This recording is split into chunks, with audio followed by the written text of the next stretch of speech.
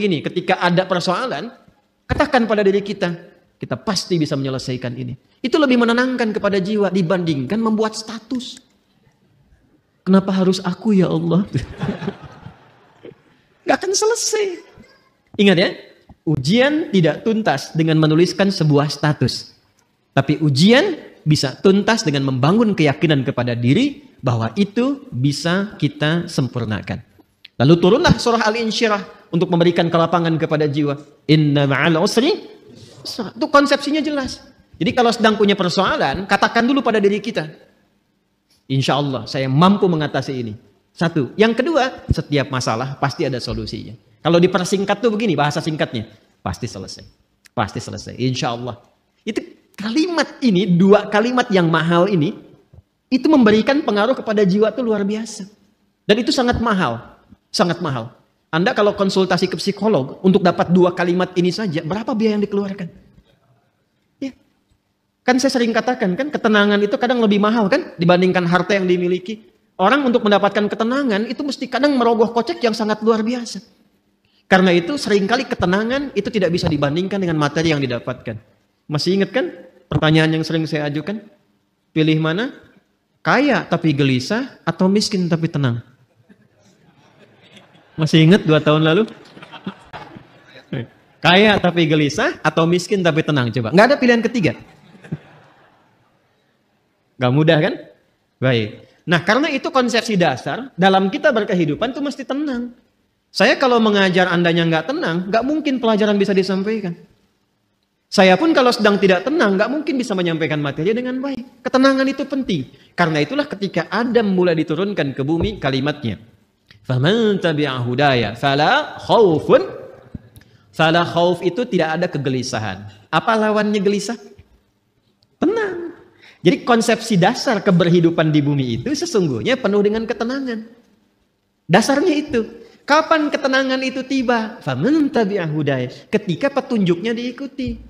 Jadi kalau ada keberhidupan kita dalam konteks apapun, apakah di rumah tangga, di pekerjaan di kantor, kehidupan sosial, yang membuat kita tidak lebih tenang, boleh jadi, maaf, bukan karena jabatan yang kurang tinggi. Mungkin bukan hartanya kurang banyak. Bukan karena gelar belum banyak terkumpul. Boleh jadi interaksi kita dengan pedoman yang telah Allah tetapkan itu belum tinggi. Coba keluarkan pedomannya. Kemudian walahum yahzanun, dan tidak larut dalam kesedihan. Apa lawannya sedih? Senang. Harusnya keberhidupan di bumi itu konsepnya tenang dan senang. Mau di sini senang, mau di sana senang, di sini, di sana, di mana-mana. Itu memang konsep dasar berkehidupan. Kapan itu terjadi? Kapan?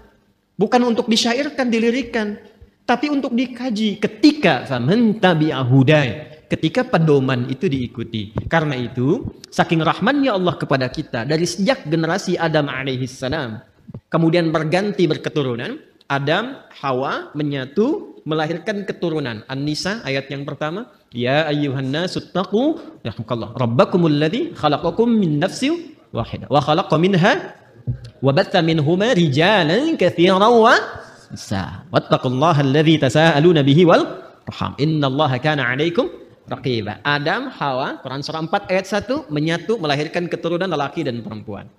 Lalu menyebar semuanya ini. Berbeda-beda tempat. Ya, boleh jadi beda RT, beda RW, beda kecamatan sampai beda benua. Bahkan sukunya bisa tidak sama. Dalam bahasa Arab perbedaan komunitas disebut dengan sya'bun, jamaknya disebut syu'ubun. Suku disebut dengan qabilah, kabilah jamaknya qabail. Maka turun Quran surah ke-49 ayat ke-13. Ya ayyuhan nasu, hei semua manusia yang berinteraksi dalam kehidupan. Jadi kalau disebutkan nas, itu sifat manusia yang punya sifat sosial, akan butuh orang lain. Pasti berinteraksi. Kata Allah, hei semua manusia tanpa kecuali, yang dekat, menengah, ataupun jauh. Jadi yang merasa dekat dengan orang lain, dekat dengan Allah, atau menengah, ataupun tinggalnya di tempat yang jauh. Karena ia itu panggilan disebutkan 361 kali dalam Al-Quran, memanggil dengan semua jarak. Ayyuha, ayyunya munada, haknya tanbih. Ayyuha disebutkan 150 kali dalam Al-Quran, berfungsi untuk menguatkan dan mengingatkan. Kata Allah, saya tegaskan, saya ingatkan. Kalian semua itu inna khalaqnakum min dzakari wa untha. Dengan keagunganku. Jadi saking